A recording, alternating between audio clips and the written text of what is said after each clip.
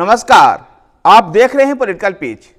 Political pitch पर चर्चा करते हैं G20 शिखर सम्मेलन की। G20 शिखर सम्मेलन भारत की राजधानी नई दिल्ली में आयोजित हुआ। नई दिल्ली में आयोजित इस शिखर सम्मेलन में जहां घोषणा पत्र पर सहमति बनी, वहीं इस घोषणा पत्र में one earth, one family, one futures के भारतीय दर्शन के साथ स्वीकार किया गया। अब तक के जितने भी G20 शिखर सम्मेलन हुए हैं, उस शिखर सम्मेलन में ये सर्वाधिक सफल रहा। न केवल ये निर्णय लेने के हिसाब से सफल रहा, बल्कि इस G20 शिखर सम्मेलन पहला ऐसा शिखर सम्मेलन हुआ जो शिखर सम्मेलन आम जनता के बीच में भी गया। कह सकते हैं कि हर भारतीय इस G20 शिखर सम्मेलन में अपने आप को एसोसिएट कर पा रहा था। भारतीय संस्कृति का दर्शन, भारतीय परंपराओं का दर्शन पूरी तरह से G20 शिखर सम्मेलन में दिखाई दिया। आज हम बात इन्हीं विषयों पर करते हैं कि G20 शिखर सम्मेलन में कौन कौन से बड़े फैसले लिए गए। अगर हम उनकी बात करें तो पहला, अफ्रीकी यूनियन को G20 का सदस्य बना देना। भारत का प्रस्ताव पर पूरे दुनिया इस बात पर सहमत हुई कि अफ्रीकी यूनियन भी अब G20 का हिस्सा होगा। गौरतलब है कि हम सभी लोग जानते हैं G20 में 19 देश और यूरोपीय यूनियन इसका हिस्सा है।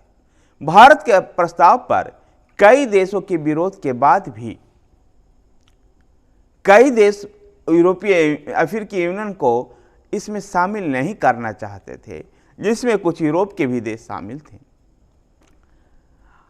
चीन भी नहीं चाहता था कि अफ्रीकी यूनियन इसमें शामिल हो, लेकिन भारत के प्रस्ताव पर भारत की कूटनीतिक जीत रही कि अफ्रीकी यूनियन को G20 शिखर सम्मेलन में शामिल किया गया।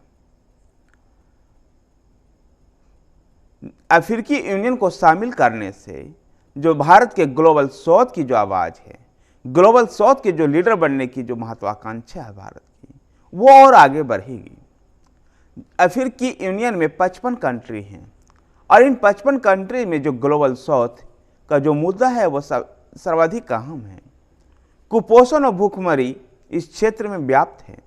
ऐसे में इस क्षेत्र का, इस पूरे अफ्रीकी यूनियन में भारत इनके एक नेता के रूप में उभर रहा है। गौरतलब है कि अफ्रीका के कई देशों को चीन अपने कर जाल में फंसा करके पाकिस्तान और श्रीलंका जैसे हालत पैदा करना चाहता है, जबकि भारत अफ्रीका के कई देशों के साथ अपने संबंधों को लगातार मजबूत कर रहा है और उनकी अर्थव्यवस्था को मजबूती देने के लिए उनका अनुदान भी दे रहा है। ऐसे में अफ्रीकी यूनियन को शामिल करना भारत के कूटनीतिक लिहाज से बड़ा महत्वपूर्ण है, जहां इसको एक तरह से चाइना को काउंटर करने के रणनीति के रूप में भी देखा जा रहा है। दूसरा बड़ा फैसला, दिल्ली घोषणा पत्र पर सहमति बनाना। इतना आसान काम नहीं था।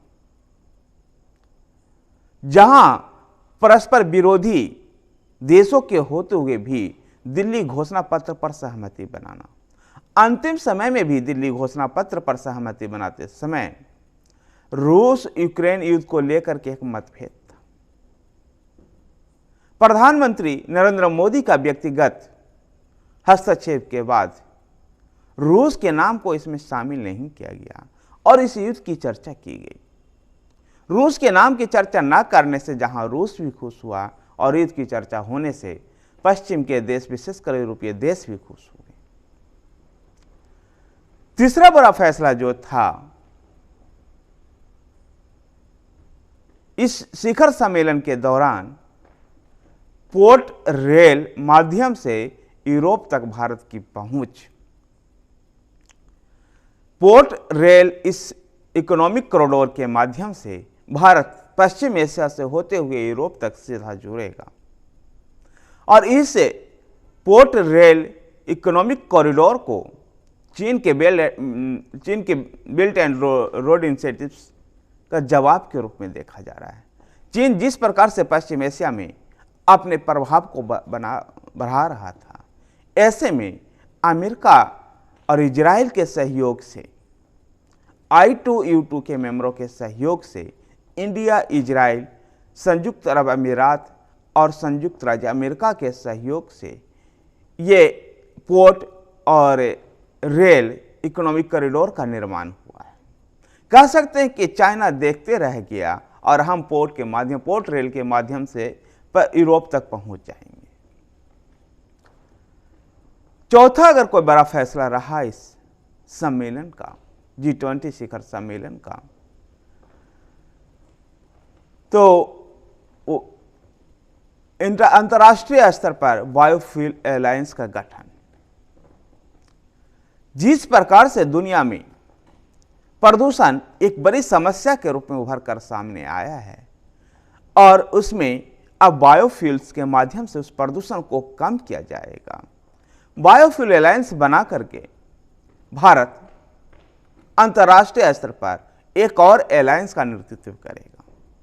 ऊर्जा के क्षेत्र में पहले ही सौर एलायंस का गठन भारत कर चुका है। अब बायोफ्यूल एलायंस का गठन कर भारत अच्छे ऊर्जा के क्षेत्र में एक अग्रणी नेता के रूप में उभर रहा है।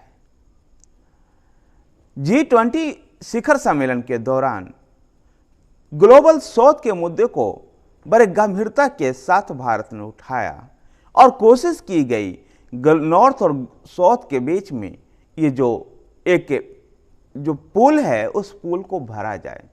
भारत के कोशिश के माध्यम से G20 में पहली बार ग्लोबल साउथ के मुद्दे भी अहम रहे।